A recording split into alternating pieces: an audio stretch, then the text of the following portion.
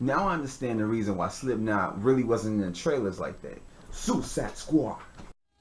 Really matters to me. Now, first off, let me just say, I went into this movie expecting a crap ton of goodness coming out of it. I expected this movie to be so delicious that I probably will be full after it. I mean, because DC needs a win. DC needs a movie that's going to set it off into the stars. It really hasn't had it yet. I mean, you got Man of Steel, which is a movie that I really did love, despite what the critics and a whole bunch of people might think about it or what they might say. And Batman v Superman, it had a lot of problems, but I still enjoyed it. Not a whole lot, but yeah, I enjoyed it. First, let me start off with what this movie is about. It's about Amanda Waller, who puts together this team, Task Force X, aka the Suicide Squad, which is a team built of only villains, and they're only used to complete a mission in exchange for time off their prison sentences. And so under Amanda Waller's supervision, they have to go after this bigger threat before it gets uncontrollable. And this movie had a lot of aspects that I liked about it. Some of the characters was really good. Deadshot, I really enjoyed. Will Smith, he crushed it. He just knocked it out the park. And with his character, he had a lot of character development. So by the end of the movie, you really cared for him. You felt like an emotional connection to this character. They had a lot of flashback scenes to him and his daughter and their connection. So you felt a lot more attached to this character. As well as Rick Flag. He really didn't have too much character development as, say, Deadshot, but at the same time, you still felt kind of an emotional attachment to him by the end of the movie. I'm not going to give out spoilers, but that's just how I feel. And to me, Margot Robbie, she was good as Harley Quinn. She didn't really knock me out my socks like she did everyone else, but she was okay. As well as I enjoyed Captain Boomerang. For the little scenes that he was in, I highly enjoyed him. Like, I'm not a person that's really been paying attention to Jai Courtney, but he gets this bad rap of being just a horrible actor. But I really enjoyed him and what he did within the scenes that he was in. And all I gotta say is Diablo, Diablo, Diablo. I can't spoil it.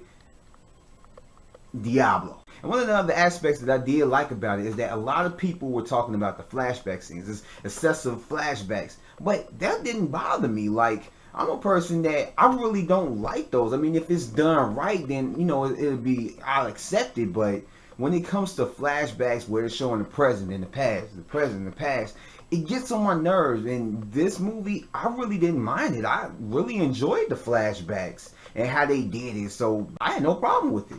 And I also really enjoyed Viola Davis as Amanda Waller. Like, she did excellent in her role. Like, you really felt that she was just this cold-hearted person. And I like the lighthearted tone to this movie, that it's not as dark as Batman v Superman, and it's not as, I guess you could say, stale as Man of Steel. That it has fun in it, where it's not overbearing over the darkness of it, and the darkness not overbearing over the comedy, but everything blended together well. Like, I love the tone of it, and the humor, for the most part, it did work. And I like the scenes with Batman.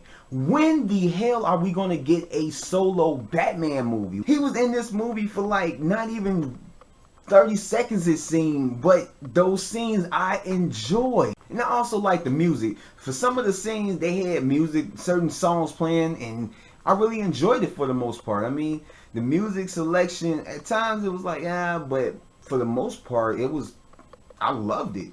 And one of the things up in the trailer was the regroup scene where they're sitting at the bar and they're trying to like get together after like they didn't messed up, and now they're trying to get everything back in order. That was one of the best scenes in this movie. Was one of the best scenes, and I highly enjoyed that. From just the conversation and how they just kind of like connected for that one little moment. I loved it. I really did enjoy the fight scene at the end. I really did. Like, it wasn't spectacular, it wasn't huge, it wasn't big, but with what they was working with, I enjoyed it. I mean, it was good. And now over to the dislikes. It's like this movie just went too fast. It jumped into the action a little bit too quick. Jumped into the villain and how the villain became the villain of this movie. And they spent a lot of time on certain characters, which will be Deadshot, Harley Quinn, Rick Flag, not too much really.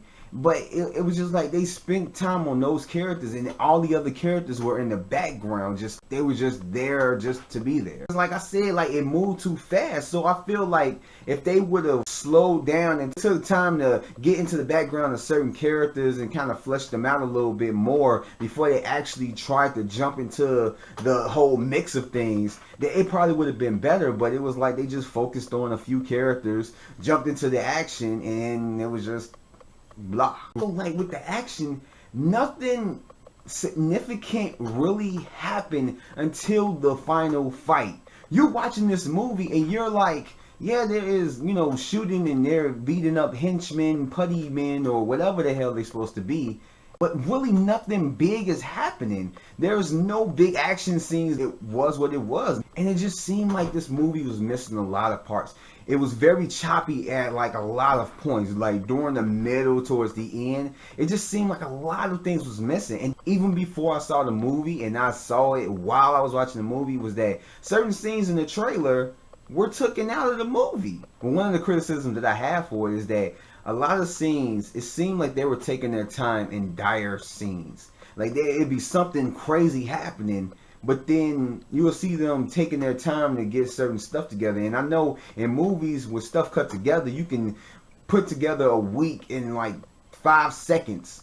But when you factor in the time that it takes for them to get ready and for them to handle this situation, it's a lot of time that passed. And to me, the Joker wasn't a big thing to me. Like, he just, I don't know, like, maybe I need to see more of him, maybe in a Batman movie, but when it comes to the Joker, I wasn't convinced. I mean, I enjoyed the Dark Knight Joker. When I saw the Dark Knight, from the first scene of the Joker, I was taken, like, I love this guy. In this movie, it was like I couldn't get into him being as the Joker. And then on top of that, it seemed like he was just in the movie for fan service. It seemed like he was just a Wolverine in the X-Men franchise. Like he's just thrown in there because a lot of people love his character, so we have to put him in there. Because he was only in a little bit of scenes, and the scenes that he was in, it was kind of like, of course, attached to Harley Quinn, but he really had nothing significant to add to the movie. Like, if you would have took him out the movie, it would have been no different. His presence didn't make the movie better, nor did it take it down, but it wasn't nothing to where it was like it did it any good or any bad. It was just, if you took it out, the movie would have still been the same.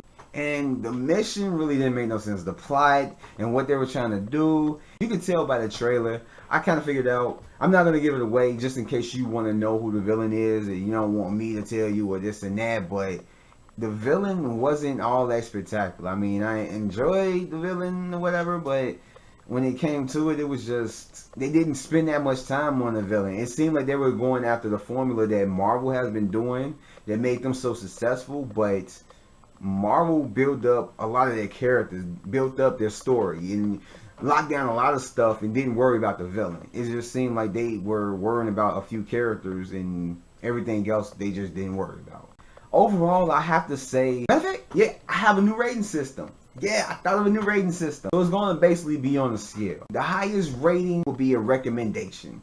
To see the movie first day, worth full price, full admission. Right below that will be, you can wait on it, get it half price on the matinee. Below that will be, you can wait till it come out on DVD, stream it.